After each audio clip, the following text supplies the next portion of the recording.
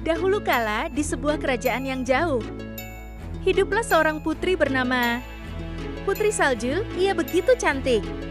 Dengan kulit seputih salju, bibir semerah mawar dan rambut sehitam malam. Ia tinggal di istana yang megah. Tapi sayangnya bersama ibu tirinya, seorang ratu yang jahat. Sang ratu sangat sombong dan selalu iri dengan kecantikan Putri Salju. Setiap hari, ia akan bertanya pada cermin ajaibnya, "Siapakah yang tercantik di negeri ini?" Setiap hari, sang ratu bertanya pada cermin ajaibnya, "Cermin ajaib, siapakah yang paling cantik di negeri ini?" Cermin itu selalu menjawab, "Paduka Ratu adalah yang tercantik." Ia pun merasa puas dan bangga dengan penampilannya. Ia berpikir, kecantikanku abadi. Tak ada yang bisa menandingi.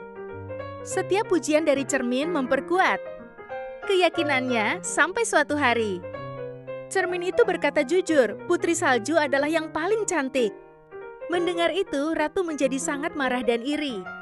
Pada suatu malam, seorang pengawal diperintahkan untuk membawa Putri Salju ke hutan.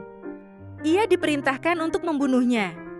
Tetapi ia melihat ketakutan dan kebaikan di mata sang putri. Ia berpikir, "Jika aku tidak punya hati, aku akan menuruti perintah ini tanpa ragu." Namun, ia membiarkan sang putri pergi. Ia pun kembali dengan hati yang berat membawa bukti palsu.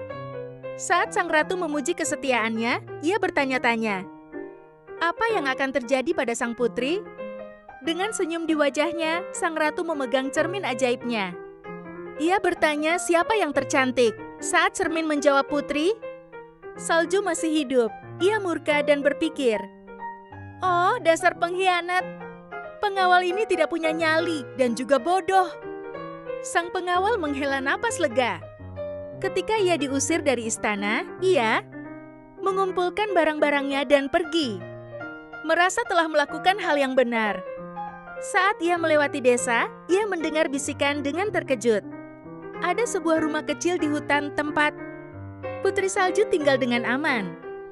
Jika ia aman di sana, keluhnya dalam keputusasaan. Berarti keputusanku benar dan aku menyelamatkan nyawanya, terlambat untuk kembali. Suatu hari, sang ratu mengetahui bahwa Putri Salju masih hidup dan bersembunyi di hutan. Dipenuhi amarah, ia menyamar menjadi seorang nenek tua dan mendatangi pondok para kurcaci.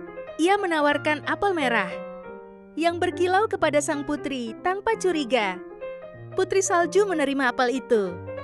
Saat menggigitnya, ia langsung jatuh tertidur, seolah-olah tak bernyawa.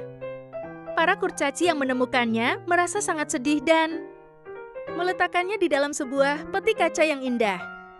Mereka berpikir ia telah tiada. Tak lama kemudian, seorang pangeran yang lewat terpesona oleh kecantikannya. Ia membuka peti itu dan memberikan sebuah ciuman. Seketika, kutukan itu pun sirna. Putri Salju terbangun dan menatap sang pangeran saat ia menyadari apa yang telah terjadi. Ia berpikir, jika aku tidak terlalu cepat percaya, aku tidak akan pernah menempatkan diriku dalam bahaya sebelum kamu cepat. Kutukan apel itu pun hilang. Putri Salju terbangun kembali. Akhirnya, Putri Salju menikah dengan sang pangeran dan hidup bahagia selamanya. Ratu yang jahat pun tidak pernah mengganggu mereka lagi.